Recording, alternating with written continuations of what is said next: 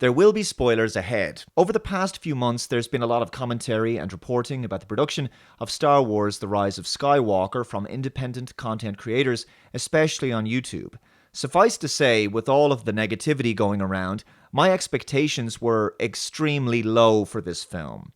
I mean, the way some people were talking about leaks and spoilers, you'd swear this was going to be the worst thing ever put to film. Of course, it was never going to be a great film. I mean, the best days of most big franchises are long behind them at this point, so I was never expecting anything exceptional. The cultural impact and creative significance of the first 3 Star Wars films was never going to be surpassed.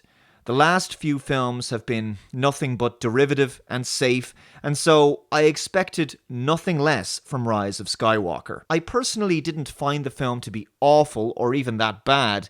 I just found it to be boring and bland. People have also compared it to The Return of the Jedi. As a concluding chapter of this new trilogy of films, they could have done a lot worse. At least it wraps up the story arc of the character of Rey, a character who was shallow and forgettable and devoid of any relatable personality. But nevertheless, her mystery is at least resolved. Poe and Finn don't really get any meaningful closure, however. The bad guy gets beaten in the end, and everyone celebrates, but beyond that, no one really learns anything about themselves. Kylo Ren eventually stops being bad after Rey saves his life, and he has a vision of his father, Han Solo, encouraging him to help Rey defeat the Emperor. Yeah, Palpatine is back, and it turns out Rey is his granddaughter. This is the issue with the Star Wars franchise following the first 3 films. It keeps recycling the same basic plot points, themes, and character story arcs over and over. In that way, it's a lot like the Terminator franchise. The film is basically a quest for a special MacGuffin, a device called a Sith Wayfinder, which the Resistance has to track down. It'll lead them to the planet of Exegol, which is home to the Sith, where Palpatine has been somehow partially resurrected, and he plans on using a massive fleet of Star Destroyers to rule the galaxy. So there's some planet hopping and narrow escapes here and there along the way, as you might expect, and even a return to what remains of the Death Star. There's a few familiar faces. The late Carrie Fisher as Princess Leia has a role in the film, via some deleted scenes incorporated into the film and some occasionally ropey CGI. Billy D. Williams is a welcome presence as an older Lando Calrissian, and Mark Hamill returns again, this time as a Luke Skywalker Force Ghost. As I said, there's also a cameo by Harrison Ford as Han Solo. Luke Skywalker offers Rey some encouragement. It was nice to see him back one last time, but I can't stand how things ended for him. I don't like how the 3 original characters of Leia, Han, and Luke were treated in this trilogy. I hated how Leia and Han were estranged, how Han was killed, and how Luke was some disgruntled and reclusive hermit on an island in the middle of nowhere. And it was a total missed opportunity that Ford, Hamill, and Fisher never got to have screen time together in The Force Awakens. It's perhaps my biggest disappointment with this new trilogy. So anyway, Palpatine obviously wants Rey to join the dark side, and he battles with her and Ben Solo before fully restoring himself to life. As is predictable in these films, as a massive space battle rages between good and evil, the protagonist has to once again summon the strength of the Force to overcome impossible odds and destroy the central villain in a big climactic showdown.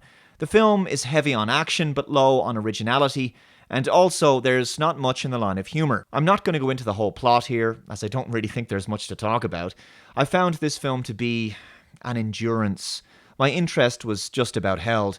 This is very much Rey's story, and being the Mary Sue that she is, she's unbelievably powerful. I mean, she's practically godlike. She's flying around the place, she can pull ships out of the sky, and she can even heal the critically injured. I don't think that Rey ever became a really engaging character that you could really connect with. She's the Mary Sue of Mary Sues. I mean, she must be the most powerful Jedi ever, and it just doesn't really feel earned. And so, she never seemed all that relatable or heroic because she never had to really grow as a person and overcome her own weaknesses or failings because she doesn't really have any weaknesses or failings because she's a Mary Sue. I mean, I think her whole story arc seemed to be about purely becoming more powerful through the Force. We didn't really learn all that much about her as a person, and to me, that's what makes her very two-dimensional. Not that Poe, Finn, or Kylo Ren were any better. I didn't like that Palpatine was brought back because his story arc ended in The Return of the Jedi. And the fact that he's been resurrected for the Rise of Skywalker kind of undervalues his death and the significance of his death in The Return of the Jedi. To me, the Star Wars franchise feels like it's running on fumes or heated up leftovers. And so Palpatine's resurrection is symbolic of that, because he too is being reanimated out of creative bankruptcy on the part of the filmmakers. By essentially imbuing Rey with all of the power of the Force and Palpatine with all of the power of the Sith, it kind of feels like stolen valor to me. Instead of Anakin Skywalker / Darth Vader being able to take credit for destroying Palpatine at the end of The Return of the Jedi, Rey is now essentially able to take the credit. It becomes her victory and not his, and she also takes credit for then going on and saving the entire universe. Ben Solo / Kylo Ren also doesn't really get any meaningful closure. After he joins the side of the good guys and fights alongside Rey and resurrects her at the end using his Force powers, he eventually dies, rejoining the Force. Though you could argue that he's redeemed, we never get to know him for who he truly is. It might have been nice to see the real Ben Solo. And that kiss that he has with Rey is just kind of bizarre to me, because it didn't feel earned. And I never really got any kind of sense of a romantic vibe or tension between the two of them over the past couple of films. So when they kissed at the end, I was like, where did that come out of? Also, the Force bond that they have is very odd.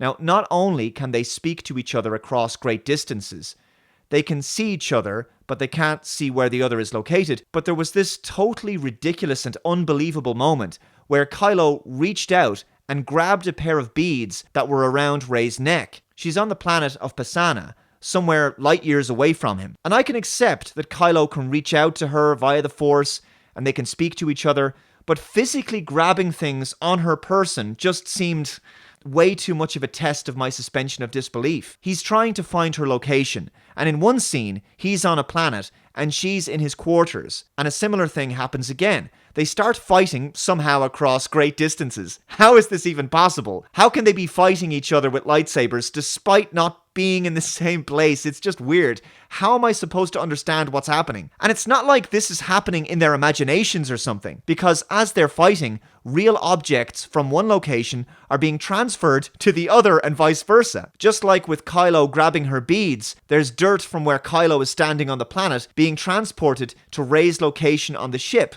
and Darth Vader's helmet is transported to the planet where Kylo is standing. The obvious question becomes, if Kylo can reach out across light years of space and grab a pair of beads around Rey's neck, why can't he just grab Rey and transport her to his location? It was just so ludicrously stupid.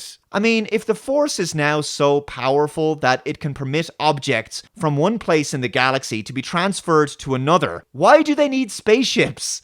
Why can't they just teleport across space via the Force? And yes, you could argue that the filmmakers were trying to do something unique and new and something that we hadn't seen before with the Force, but this was just silly. I'm glad this trilogy is finally over, and I'm not going to miss any of these characters. Rise of Skywalker isn't very ambitious, it's not original, and it's not very good. It doesn't take any risks, and it plays it very safe. But honestly, what were we expecting? Sure, the story could have been a bit better, it could have been a bit stronger, it felt like a lazy rehash of previous ideas, but let's be honest, it is the 11th Star Wars film. I've said it for a long time, that Star Wars is still coasting on the memory of the original 3 films. They were groundbreaking for the time, but since then, the prequels and the latest films have been like facsimiles of lower quality.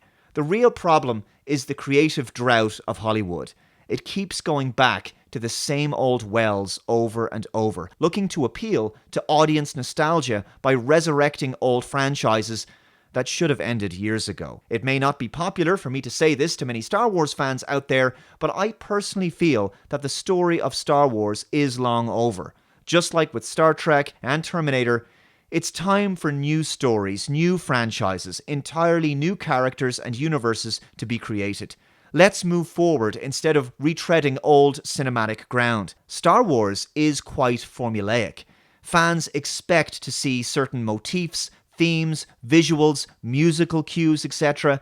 And if a Star Wars film deviated too much from the formula that makes a Star Wars film, Many hardcore fans would likely complain that it was too radically different. So I'm not sure where Star Wars goes from here, but I personally think that things are looking a bit tired at this point. The originals will always be classics in my opinion, and I don't think that their impact will ever be equaled. Let me know your thoughts in the comments below. What did you think of The Rise of Skywalker? And I'll catch you next time. Bye bye.